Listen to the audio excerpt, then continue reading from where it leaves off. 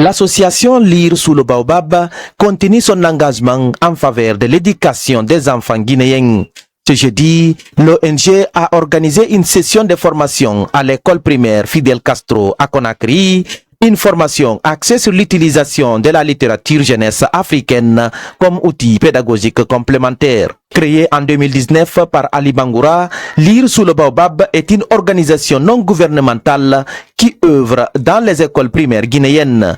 Elle vise à améliorer l'accès à l'éducation par la lecture, la dotation en livres adaptés aux enfants et l'introduction du numérique dans les salles de classe grâce à la mise à disposition d'ordinateurs et de tablettes pour les enseignants. Lors de cette journée de formation, les participants ont été initiés aux méthodes d'intégration des ouvrages de littérature africaine pour enfants dans les leçons quotidiennes. L'objectif est de rendre l'apprentissage plus vivant, plus enraciné dans les réalités culturelles locales et de développer chez les élèves un amour durable pour la lecture. Alors nous intervenons dans le cadre de la mise à disposition des livres au sein des écoles primaires, afin de familiariser les enseignants et les enfants à la lecture.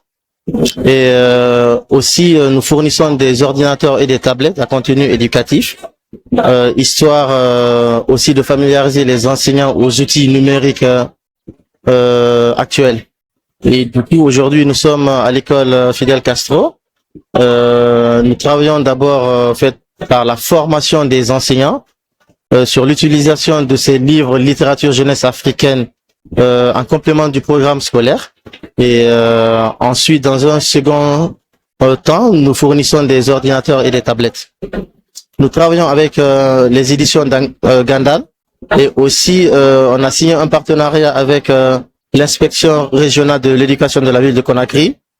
Ces deux institutions nous accompagnent dans la mise en place de nos actions en Guinée. Dans la mesure du possible, nous souhaitons être présents sur l'ensemble du territoire. Je suis Monsieur Saliouba, je suis ancien bibliothécaire et aujourd'hui je suis auteur de jeunesse. Dans la formation, il y aura la découverte de la malle. Découvrir les livres, c'est quoi? C'est connaître le contenu de la malle, les différents livres qui sont dans la malle. On va les amener à dire avec ces livres-là, qu'est-ce qu'on peut faire en classe. Je me nomme M. Ba Suleiman Beti, coordinateur général des écoles Fidel Castro et Amadou Mido. Bon, c'est un sentiment de joie, de fierté que j'ai reçu ce matin. Nous avons une association dénommée Lire sous le Baobab, une ONG basée en France, qui est venue donner un plus à notre école par rapport à l'enseignement-apprentissage. Donc nous sommes vraiment très fiers et très ravis de cet échange qu'ils sont en train de faire ce matin-là avec nos enseignants du primaire. Effectivement, on dit la lecture nourrit l'esprit, vous le savez. Et quiconque vient pour donner un plus à la lecture est en train d'aider les élèves guinéens. Les élèves en général et ceux de ma Guinée en particulier.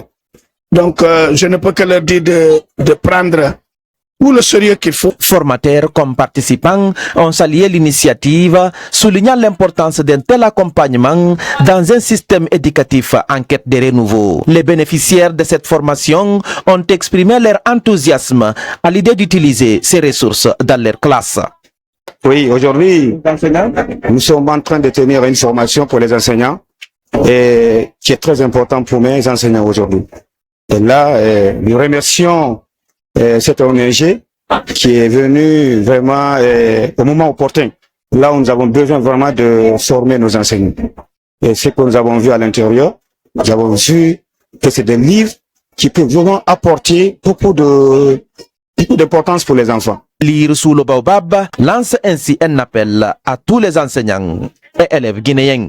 Partout, que ce soit en Afrique, en Europe, en fait, la lecture c'est un vecteur de sociabilisation. Ça permet une ouverture d'esprit, ne pas forcément rester dans son propre milieu. C'est surtout ce que nous recherchons et c'est ce que nous demandons aux enseignants et aux élèves.